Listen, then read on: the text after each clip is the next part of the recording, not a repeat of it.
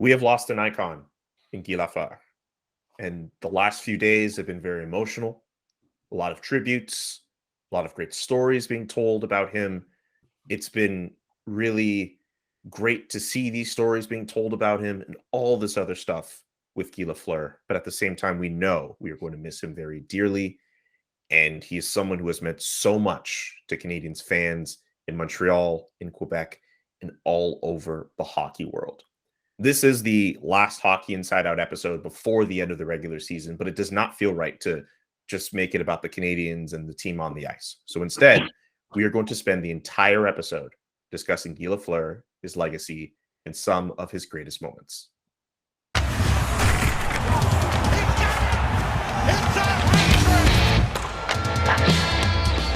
I'm Julian McKenzie, and welcome to Hockey Inside Out.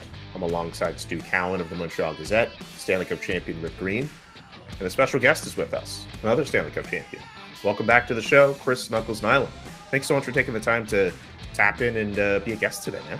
Thanks for having me. I appreciate it. It's nice to be here with yourself, Julian, Stu, and the guy who replaced me, Rick Green, the guy who used to just skate backwards all the time.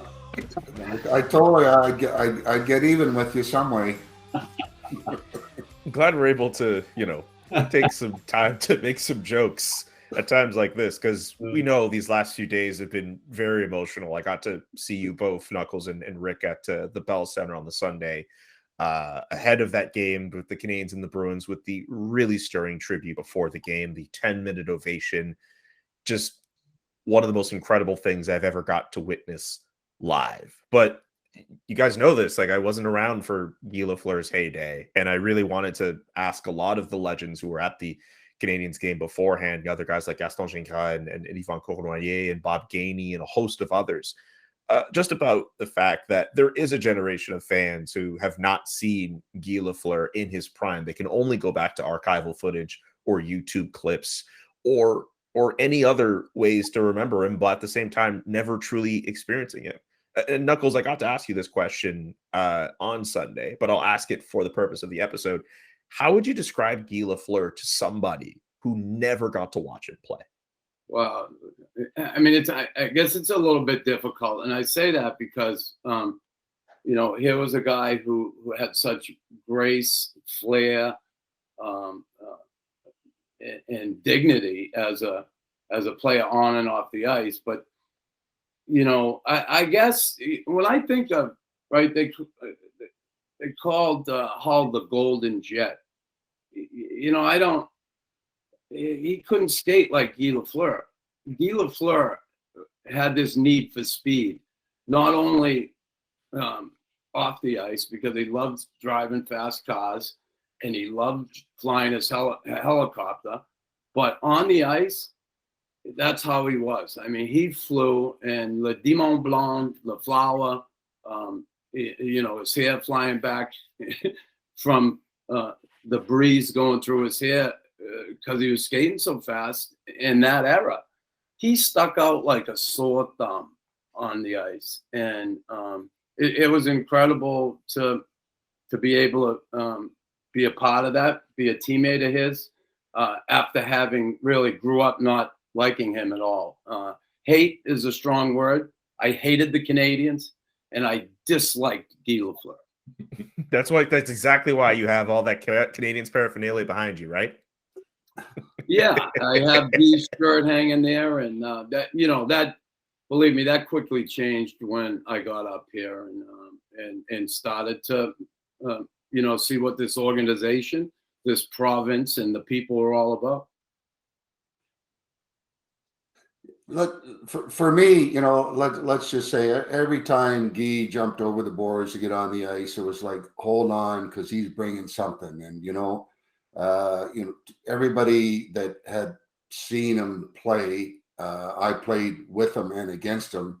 He was dangerous when he's on the ice with his ability to accelerate and make things happen. And what a great player. That did so much for those winning teams back in the day, and everybody is come to realize how great a person he was also. But a real special guy, a guy that will obviously be really missed. And it was a really tough time for everybody to see this play out the way it did. But one of the best of all time to ever play for the Montreal Canadiens. It's exciting, I guess, is the best word. I mean, he was those first two steps, right, guys? He was so quick when he got the puck, and he took off. And speaking with so many of his former teammates after his death, and talking with Steve Shutt, his longtime line mate, and Steve talked about how Guy he didn't know what he was going to do when he got the puck. He just played. He made it up as he went along, sort of. And he told Guy that one time. He told Shutt that one time. I get the puck, I just go. And Steve says, well, how is that supposed to help me? What am I supposed to do? And Guy said, well, that's your problem. But they managed to, they figured it out pretty well. And the thing is, people talk about Guy Lafleur as the goal scorer, but he was a great playmaker also. I mean, Shutt and him share the team record for 60 goals in a season. They did it one season after each other. So Guy set up Steve Shutt a lot of times also. Just exciting. And the thing also is, Yvon Cornway and talking with Steve also, and they said that the fact he was the biggest superstar in the NHL, but he never acted like it. And in the room, they were saying that was a key to the team. If Guy was the biggest superstar on the team and he just acted like a regular guy, well, everybody else had to act like that too. Nobody could have a big head in the room. And that's part of the reason why I think these guys, Knuckles and Rick and the guys who played with him, were so close. They became like brothers. And, interviewing Yvon Cornway on Sunday night, fighting back tears, it was heartbreaking to watch him, just how much Guy meant to them. And, Cornway was talking about, when Guy came in, his first 3 years were necessarily that great, but he was playing behind. Yvon Cornway was still the number one right winger. He wasn't on the power play. He wasn't on that. It was Yvon Cornway who convinced Guy to take off his helmet and become the Démon Blond with the hair flying behind him. And he basically told Guy, just keep playing the way you're playing. You're doing everything fine. You just need your opportunity, and your opportunity is going to come. And when his opportunity did come, well, 6 straight 50-goal seasons. But just exciting, I think, is the best way to describe Guy Lafleur. Oh, I wasn't sure if Knuckles, you've... Yeah, well, I was just going to say, I think for kids today, I'm not sure they understand just how much pressure comes along with playing for this organization and having been brought up in this province. We've certainly seen the struggles of Jonathan Drouin, who has, I know when he came here, he said he'd be able to deal with the pressure and all that. It's extremely difficult. And you look at Lafleur when he came in, he had big shoes to fill. He was coming in 1971. You look at the pressure, and I say that he was drafted by them in 71. They just won a cup. Beliveau had just retired, certainly his hero, and he's coming in to basically fill that void, and to be in this hockey mad city and try and fill that void under the pressure of knowing, well, okay, this long lineage of players here, I got to continue to carry that torch, if you will. But, there were 2 other French Canadian players taken in that draft after him, which one might have been taken first overall. It was Marcel Dion. He ended up going to Detroit. And Marcel came out of the gate right away. He was putting the numbers up right away. Rick Martin with the Sabres, same thing. And Guy struggled those first couple of years. He wasn't putting those kind of numbers up those other guys were. So that, coupled with the immense pressure of replacing the great Jean Beliveau, it just really lends to the awe and the mystique of Guy Lafleur and what he did here. And the thing with Guy too, I mean, his whole life he couldn't go anywhere without being stopped by people, right? I mean, Knuckles, I've been downtown Montreal with you, and I've seen it with you, with people stopping you, but with Guy it was 100 times, 1,000 times more. His whole life he was stopped. He couldn't have a meal. He couldn't go anywhere without people stopping for an autograph, a photograph, and he signed them all and he posed for all the photos. And I saw on Twitter somebody noted that we're seeing all these pictures of Guy with little kids or adults posing for photos, and he's happy, he's smiling in all of them. It's not like, oh man, I need to take another picture with somebody. He was just such a class act, and he dealt with the public so well. It's really remarkable when you think it's about not only the pressure on the ice, right, Knuckles, but off the ice. Well, right to the end, he was that way. I got off the phone with Serge Savard last night. We had a talk, and he said, Guy, a lot of people don't know this. He went to Quebec City for 2 days when he was sick, and they honored him and all that. And he took pictures and signed autographs and did all that stuff. But the other thing was, we're raising money for cancer at the hospital that he was treated, and also Mrs. Savard was treated at. Mm-hmm. Well, all the people who gave, they all got a signed jersey. He signed every jersey, but called every person who gave, right to the end. I mean, here's a guy sick. He's dealing with his own mortality. And right to the end, he took the time to call each and every one of them people. And Serge told me that. Like the stuff he was telling me about Guy last night on the phone, it was like incredible. And he was that way right to the end. And, kudos to him, to be tugged and pulled out all the time. I got the opportunity to play with him in New York, and it was awesome. And I say that because I got to see him in a different environment. They didn't know. They were trying to sell him tickets on the way into the goddamn game. Oh, my God. And to get to see him kind of live a life, a different type of hockey life, it was so cool. Well, you talk about the generation like you, Julie, who never saw him. My son's 21. He never saw Guy play. But when my son was about 5, I took him to a Canadiens old-timers game, and Guy played. And afterwards, my son got his autograph and a photo with him, and Guy couldn't have been nicer to him. And that's my son's memory of Guy Lafleur. You see just what a nice guy he was when he got a chance to meet him. And of course, Knox, as we remember when he was coaching us with some of the alumni games, and we'd be in Timbuktu or, Fort McMurray with 250 people waiting, to get an autograph. Meanwhile, we would be sitting in the bus, and where would Guy be? He'd be back in the room waiting till each and every one of those people that were there got his signature, and he did it with a smile and just with, genuine heart of the kind of guy that he really was, and so well respected and liked. Rick, I think the answer to this is no, and I'm sure you're going to say no too, but do you think the Canadiens could ever have anyone with the same amount of impact that Guy Lafleur had? I don't see how that could happen. I mean, he played over 1,100 games with 1,353 points, I believe.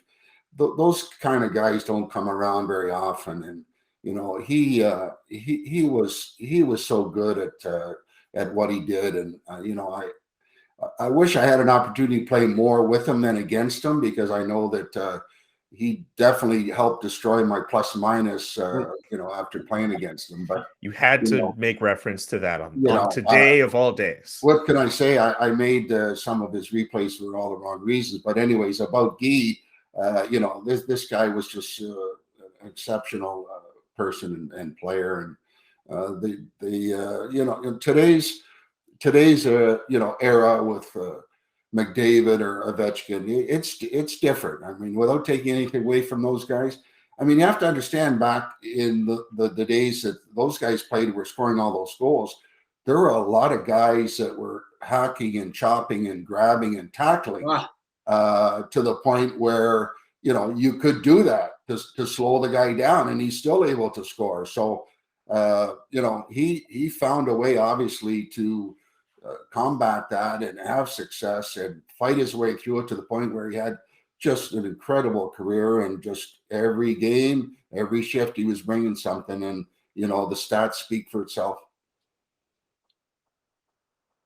I don't think there will be either, for many reasons. One is not only as great as Guy was, but as great as those teams were, those dynasty teams, 4 Stanley Cups in a row. That's unlikely to happen again. I mean, Tampa may be an exception to the rule with the salary cap and everything else. Imagine that team in the 70s with the Canadiens in today's world, what the salary cap would have been. There's no way you would have been able to keep those players together. It would have been too much. So players move around so much now. It's rare you see a guy play his entire career with the Canadiens, and even Guy didn't, right? I mean, Guy finished up with the Rangers and the Nordiques, but I don't think there'll ever be a player who attaches with the fans the way he did. And part of the reason, I think, and you guys will probably agree with this, is just the money factor. Like, Guy Lafleur was playing today, he'd be making $12 million a year, but the guys back then didn't make that kind of money. And I think that allowed them to relate more to the general public and the average guy. I I mean, one of the things with Guy, he seemed like just a regular guy when you met him. And all those guys, Guy and Cornway, all the guys from that generation, you meet them and they just seem as great as they were and as great as the teams they played on. There's a humbleness to them and just great guys. Like you wouldn't, if you didn't know who they were, if these guys walked into a room somewhere where they didn't know anything about hockey, you would just think they were regular guys. You wouldn't realize that they were the superstars that they were. Yeah, no question about that. Guy's the type of guy, he could walk into a room in New Zealand and full of people and they say, who is that guy? I honestly, the charisma that took hold here in this city of Guy, the panache, if you will, of Guy Lafleur was incredible. Like, he was looked up to, revered and loved by everybody. And that's a position to be in. Like, you will never see it again when you think of the pillars of this organization in Rashad, Rocket, Howie Morentz, and Beliveau and Lafleur. Like, you're just never going to see it again. It's not going to happen. And I happen to think he's the last of the true great players. And you talk about Stu, but small town Thurso, small town values. He came here. He brought them with him, but he also grew and he became acclimated to this city and the pulse of this city and the pulse of the organization. And he was like that vein going into the heart. He was pumping blood through this city. Not many people can do that. I get it, Gretzky and Edmonton and all that, but it's a whole different thing here. This is a very emotional province that the people surely they have that passion and that love for the game, love for the Canadians, and Guy just he epitomized everything that this province and those fans and these people are all about. Michael Farber had a great line on the radio the other day when he said, comparing Jean Beliveau and Guy, he said, Jean Beliveau was like your father and Guy was like your cool older brother. And Mike's the best at what he does. And I thought that was a perfect description to describe these two icons with the Canadians. And I really believe, I had obviously a taste to play in Washington, but coming into the Montreal Canadiens dressing room, and Guy and everybody else that was in that room was like one big family. And when we sat down and we looked at the guy beside us, first of all, knowing very well that what we're going to get from the guy each and every night, because we were close. And you put those kind of guys in the room, and Guy was a classic guy that would do anything for anybody at any time. And that spilled over to the point where everybody else basically had to follow suit. So what a great chance to experience something like that. And it's hard to put into words other than nothing but great memories. And he was such a cool guy, right? He was just cool, Guy Lafleur. And Montreal was such a cool city back then in the 70s. So we had the Olympics and Crescent Street and Bishop Street, and the city was alive and flying. And he represented all of that, right? He represented everything this city was about. Bilingual, liked the nightlife, liked to have a good time, great hockey player, great with people. He was a great representation of what this city was during that time. Knuckles, for this next one, I'd like to know, what are your memories of Lafleur from when he first retired from the Montreal Canadiens? And I'm not really as well versed on this part, but what does Jacques Lemaire have to do with how that all went down? Oh, geez, it's a difficult one. And my memories obviously were the night we were heading 19 games into the season. And we were heading on the road, and Guy was driving me and Chris Chelios to the airport. And usually when we go to the airport, you pull into the long-term parking, and we're going on the road. And he pulled right up to the door of the Dorval Airport at the time. And we said, no, we'll go park in the lot. You don't have to drop us off. He said, no, I'm dropping you off because I'm not going. And we were like, what? We thought he was joking around. He said, no, I'm not going. He said, I've had it. And Yeah, that's it. So, listen, I know Jacques Lemaire may, obviously has something to do with this. He was the coach, right? But he's a coach coming in to try and establish some things. I remember when he first came in, I was late for a team breakfast in Boston, and he benched me. He sat me out of the game, didn't play me. So he's trying to get hold of this team, and what it needed was discipline. And, I was a great example of that. And he certainly made an example of me. And I think in turn that helped the team. He explained to me afterwards what was going on. As far as Guy, I remember one night on the bench, there was about 2 minutes left in the game. Guy had just come off. So, chances are he ain't getting another shift. And when he come off, he took his tape off. And he rolled it up and threw it down the end of the bench. And, sure as hell, Jacques saw that. And the next line had changed. There was about a minute left. And he said, Lafleur, you're up. That line is up again. And Guy turned around and looked at him. The two of them looked at each other, and it wasn't good. Guy went out there and got his shin pad turned sideways. And I'm like, oh, he was so angry. Now, listen, Guy was a pond hockey player. And I say that because he was free. He was free to go and play the game, the way he played by feel. He played by, listen, top speed. I'm doing my thing. It was pond hockey for him in that rink. And Jacques came in. He tried to bring structure, which we needed as a team because we were all over the place. And he, that wasn't his game. And, it's kind of like Jacques didn't bend any for him and expected of him what he expected of everybody else. And he had a difficult time with it. And Jacques was in a really tough place. And, I know a lot of people blame him, but, there's a combination of things. Yeah, Guy was getting older. You're at that time in your career. And, yeah, he could still score. He could still do – he wasn't getting 50, but he could still put some numbers up. And, Jacques, I think unfairly at times gets a lot of the blame for that. But there was a combination of things here. And, it was difficult to watch. I remember that night getting out of the car, me and Shelley were like stunned heading to the plane. And, it was kind of stunning announcement. And, we were shocked. Knuckles, is it true that you gave Red Fisher the scoop that Lafleur was retiring? Yeah, basically, we were hanging around outside the airport, outside the gate waiting to go. And, everybody asked where he was. So, it wasn't like, and I remember Lemaire said, wonder where he was. And, did anybody see him? And I said, yeah, I mean, he dropped me and Shelley off and he just said he wasn't coming on the trip. And Red was, sniffing around like he always sniffed around. And, he come up to me and asked me, so what's going on? I said, he's just not coming on the trip. I don't know. He said, do you think he's ever going to play again? Is he retiring? I said, listen, I don't know, but it didn't sound good. So Red,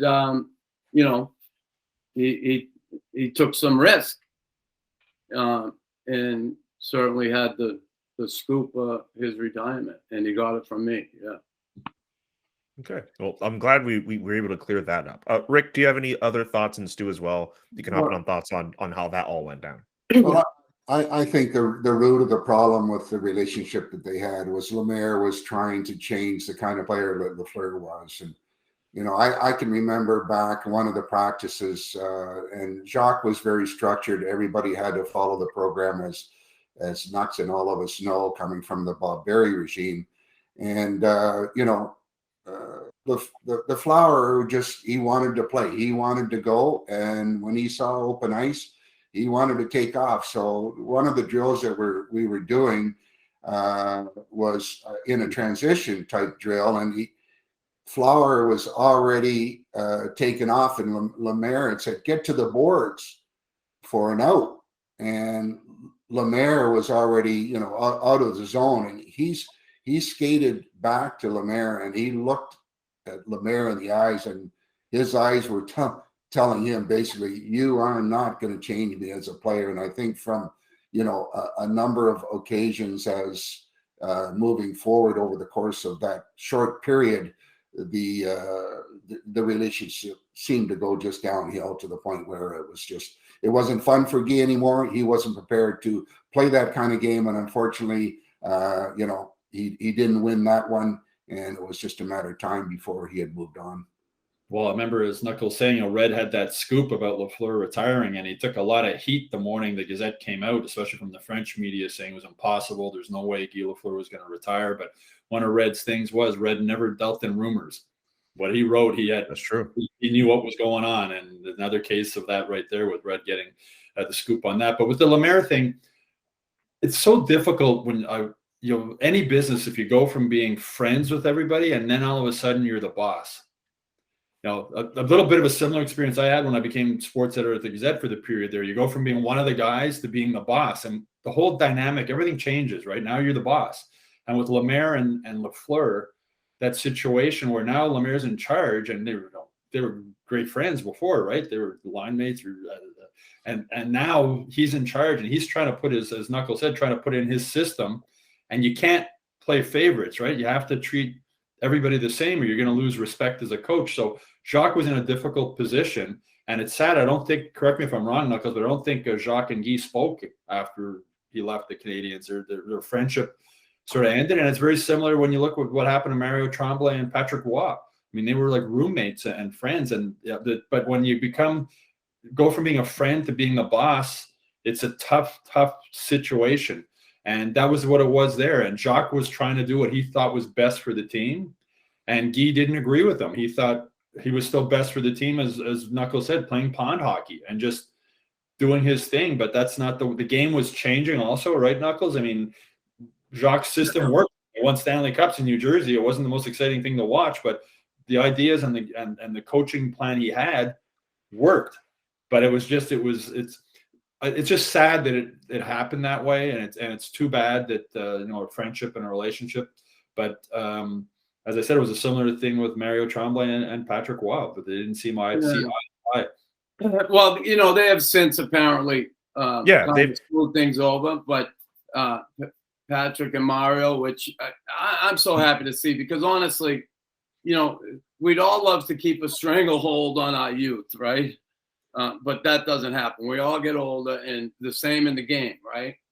And Guy was getting up there. And, often when we're in a situation life is all relationships, and all it is, with our dog, with our mailman, with our significant other, with our kids, with our friends, with our boss, it's all relationships. And sometimes we have issues and we have problems in those relationships. And it's so important, I think. And it pained me to see that these two guys never were able to put that behind them. And, I think you got to get honest with yourself in situations like that and realize what your part in that is. It's easy to point at the other guy and say, oh, he did this, he did that. But take a look at your part in it. And they were never able to do that. And they were never able to get by that. And it was sad. It was sad to, here's two guys that had so much success together as players. And, Lemaire, fed him the puck so many nights to have those 50-goal seasons. And Guy, the opposite with Lemaire. And Lemaire took care of their end of the rink, playing with Steve Shutt and Flower. I mean, come on, you got to be able to take care of your own end of the rink as a sentiment. So, again, that relationship was never healed, and it's a shame that it never did, quite frankly. And it's a sad part of the whole saga, and you wish you could, because Jacques, I love Jacques Lemaire. I love him. He was my favorite coach, and I certainly love Guy. And it was hard to watch. They could never put that behind them. Well, Knuckles, I know the other with you and Serge Savard, right? When Serge had to trade you. Right. But you guys are still remain great friends, right? Yeah, I mean, I knew my part in that, and I did have a part in it, but I stayed true to myself, and it cost me, it almost broke me, but it cost me in a big way. I never wanted to play for another team. I've always said that. I always will. I never ever wanted to play for another NHL team than the Montreal Canadiens after I got here. And I ended up having to do that. And it was never quite the same for me. Just wasn't. Speaking of playing for different teams, we did kind of mention that, yes, Guy Lafleur, we know, spent the bulk of his career with the Canadiens, but he did spend time with Nordique and also with the Rangers. Knuckles, I'd like to know, you mentioned you did get to see him in New York. What were your memories of seeing him play with the Blue Shirts? Well, it's funny. Phil Esposito, Phil was, I don't know. He had this thing that Broadway, he wanted marquee names. And, he brought in Marcel Dion. And Marcel was older, right? Guy's retired 3 years. Phil you just general managers today just would never be doing it, right? It's like, no. Bergevin brought in Stahl there last year because big sentiment, maybe can help playoffs experience, all that.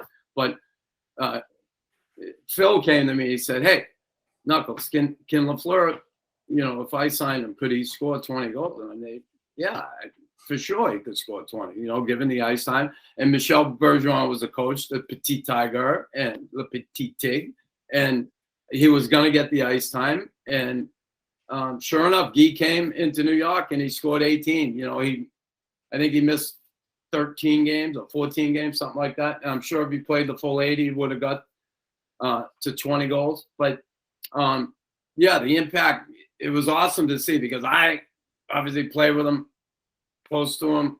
He had a good friendship. And he came into New York and all these guys were like, just their eyes lit up. Man, the great Guy Lafleur is walking in the room. Dressed to a T, just looking sharp. And he comes in and guys were just in awe of him, in awe of what he'd done. And then when he got out there and started interacting with everybody, they were like, "This guy, how cool is this?" He's a regular guy. And I always say that because, superstars on a different level, and sometimes there's an aloofness to him. And it's hard to have a connection with him. Guy never, in my own situation, and I saw him in a lot of situations where, and I can speak of my own, is that he never treated me less than. He never treated me like I'm, he always made sure that, in my case, that, I was invited, I was part of. And in New York, he did that with a lot of guys. They couldn't believe it. And he was a great teammate there, guy. I mean, Brian Leach, Tony Granato were coming in. They were two rookies coming in, vying for the Rookie of the Year that year. And here they are playing with Guy, and they were in awe of him. And he has two certainly great players, and Brian Leach, a Hall of Famer. But yeah, Guy it was fun to watch and fun to be a part of because I got to see him, like I said earlier, away from all this chaos, away from the rink. And guys couldn't believe it, that he was still able to turn it on. Like after being out 3 years, the speed and the ability he still had, guys were pretty in awe of that. Well, I still remember that first game when he came back and played at the Forum. It was so weird seeing him in that Rangers jersey and watching some of the highlights. Rick, he scored 2 goals, and I think one of them he split the defense. And it was Sabota's fault on that one. Oh my God!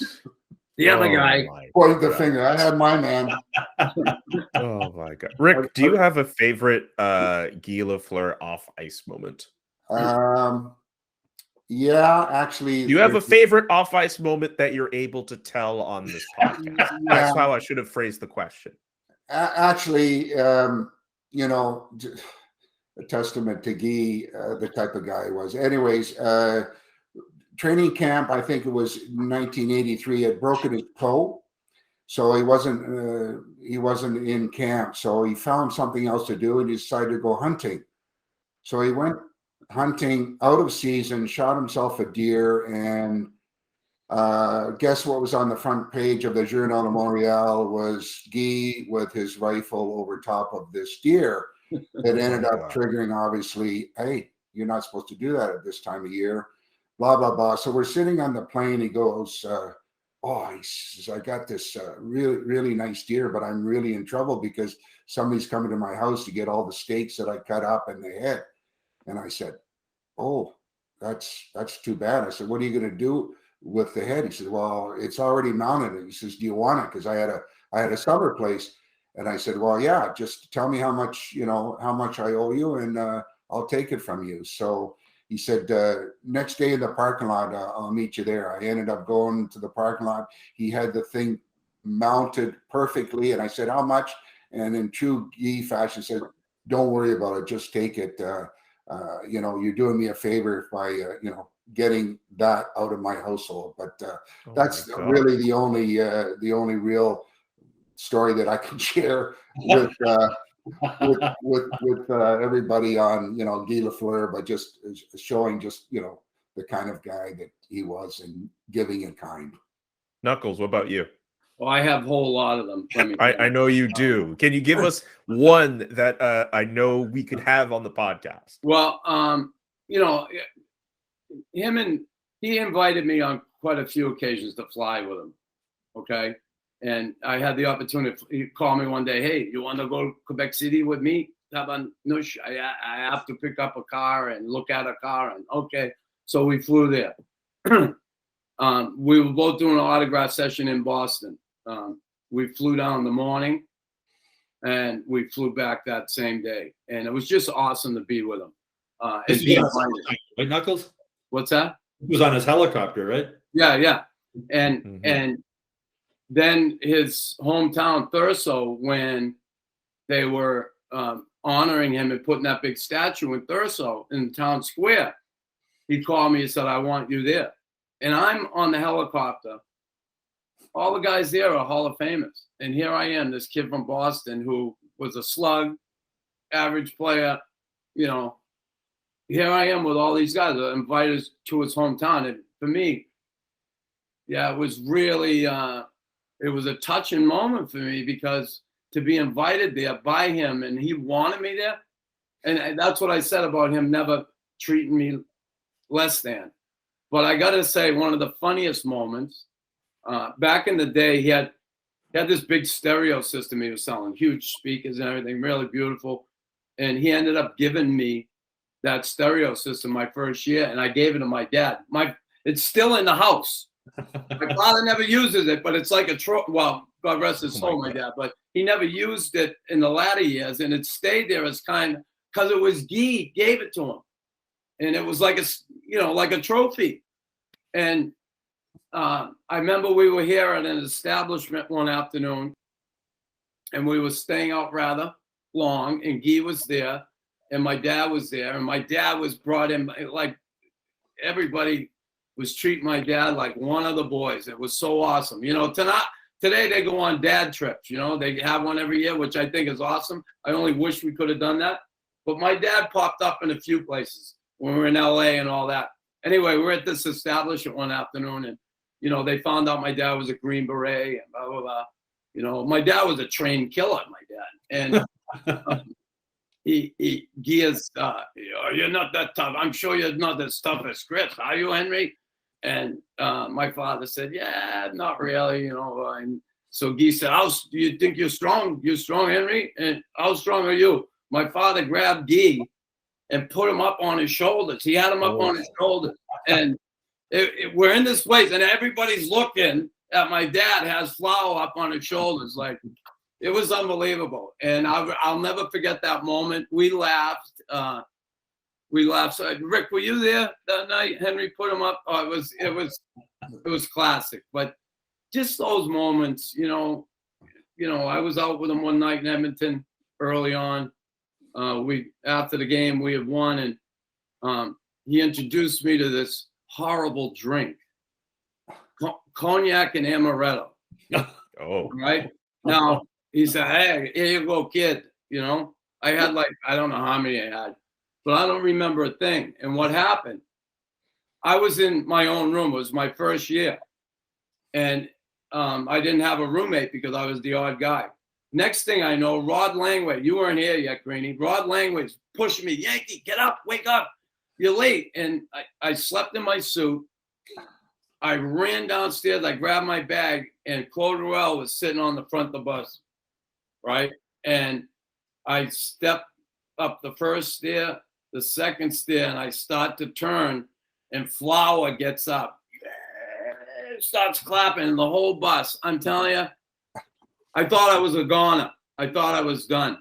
And yeah, so moments like that I'll remember. But I never drank cognac and amaretto again. Thank you. Duly noted. Stu. I love this story, not because you picking Guy and Lemaire and Lupe up in front of the Boston Garden year after you got drafted, and they didn't know who the hell you were. Yeah, it was funny. You know, I was with a friend of mine, Franny Flaherty. We pulled up. We saw them. They were waiting for a cab. We offered them a ride. They kind of looked at each other like, are we going to get in? I mean, chances are looks like we could get robbed here, not only of our money, but our Stanley Cup rings. They took a risk and they got in. And, you know, I told them, I said, you know, I'm going to be playing with you guys next year up there. And Lemaire says, how are you going to do that? And I said, well, I play hockey here at Northeast. I was drafted by you guys. And Guy said, oh, yeah, you were drafted. What round? And I said, I was all proud and I said, 17th, you know. And the three of them started cracking up, laughing, like saying, this kid, he has no chance in the world, you know. And sure enough, I was here first day of training camp. I was in the room with Guy. We're on the same team. And he looked at me and kept staring at me. And he finally said, Tabanak, it's you, huh? It's you, the kid from Boston. I said, yeah, I told you I was going to be here. And I'll never forget it. Quite a memory. I love that story, and plus the fact you guys became such great friends too, Knuckles. I mean, my favorite memory overall is just watching Guy interact with the fans, and as I mentioned, my son when he was 5 years old. But my favorite personal memory, I showed up one year at the Bell Center to cover the Guy Lafleur Awards that were given to kids who best combine academics and school, and I got there early. And Guy was already there, and I've learned from speaking with a lot of his friends and teammates that he was early to most of the stuff he went to. So it was just him and I, and he was sitting at the bar, and he looked like $1 million. He had on this really nice suit, sort of like Knuckles looked the other night there at the Bell Center, really snazzy looking with the blue suit and everything else. He was all tanned, and I went up and I said, Guy, you look like a friggin' movie star. You look like $1 million there. Oh, merci. I said, I guess you got the tan playing golf. No, I effing hate golf. I said, well, how'd you get the tan? He says, painting my house. And I remember thinking, like, can you imagine like a superstar athlete today painting his house? But that was Guy, and I'll never forget that moment. He said, I was painting my house. So he hated golf, but he was out painting his house, and he did. He looked like $1 million. He looked like a movie star. He was, I'll never forget that, just thinking to myself afterwards, Guy Lafleur painting his own house. Like, wow. But he also hated to cut grass, so he put AstroTurf in his yard, so he didn't have to cut it. Is that true? What the hell? Yeah. Smart guy. Do that? Here's a story. Yeah, my neighbor just recently, Sylvain Lalonde, my neighbor, I fished with him quite a bit, and we're out fishing the Lake of Two Mountains, and he just adored Guy Lafleur growing up, and you know, like every other kid in this province. And you know, we were out there fishing. I go, you know, Guy lives right over there, Il Bazard, right there on the point. He said, really? No way. Really? I said, yeah, right there. He's on the point. So he goes, oh, I would love to meet this guy one day. And so I pulled out my phone. I said, hey, call Guy, and picked up. I said, hey, Guy, it's Knuckles. Hey, Chris, what's up? I said, listen, I'm just off your house here. I'm fishing with my neighbor, Sylvain, and he's such a big fan. You know, we stop by maybe and say hello. He said, yeah, come. So we pull in the boat, and we throw the rope to him, you know, a little 18-foot fishing boat. And he pulled us in, and Sylvain went up there and talked to him, you know, for a half hour, going back and forth. And he gave him that time. It was unbelievable. I took pictures of them, and this was the day before he was getting his diagnosis. You know, he had already had the surgery, and he was getting the diagnosis that next day. So he got all this stuff going on, which at the time I wasn't aware about this whole thing. of him and his condition. I knew he had the heart thing, but the cancer thing, no. Right. And he was going to find out the next day. It was a Sunday. It was a beautiful day, and he took the time to spend with Sylvain. It made his day, and that's the type of guy he was. He was just an awesome guy like that. He had time for everybody. It was so cool. I think that's a really great way to kind of end off our show for today. Just a man who has made, look, just hearing all these stories about Guy, just making us all laugh, but also knowing his impact on so many people. I think your last story, Knuckles, really was a good sign of that. Rick, Stu, as always, I really appreciate you being on these shows every week. Knuckles, it was really great to have you back on Hockey Inside Out. I know you have your own podcast that you're trying to start. Can you tell us about it? Can you tell us what's going on with that? Yeah. It's called the Raw Knuckles Podcast. We're going to put it out on April 30th. It's going to be on Spotify, iTunes, and countless other sites. First episode of Raw Knuckles is Chris Chelios. But yesterday, I taped about an hour and 15 minutes straight of myself making a tribute episode to Guy Lafleur. So if you get a chance, make sure you go on the Raw Knuckles Podcast, Spotify, iTunes. It'll be worth listening to because you heard a little bit of the stories today, but for an hour and 15, that's all I did is talk about Guy Lafleur and our relationship, just me and Guy. And it's pretty cool. Can't wait for that, and can't wait for you and Chelios, Knuckles. That'll be that's going to be fun. It's a good one. That's going to be fun. Thank you to everyone who tuned in for this week's edition. We really appreciate it. Thank you to everyone who has subscribed to the show, and subscribe to the show on YouTube if you can. Subscribe to the Hockey Inside Out newsletter and visit hockeyinsideout.com for more fun episodes and other articles around the Montreal Canadiens, which we will talk about in the bonus episodes to come after today. But in the meantime, this has just been this entire episode. This is one of the best episodes I think we've ever done. And Guy Lafleur, even for my generation, a generation that didn't get to see him in his heyday, he will be sorely missed. And there will be no one quite like Guy Lafleur. Nobody.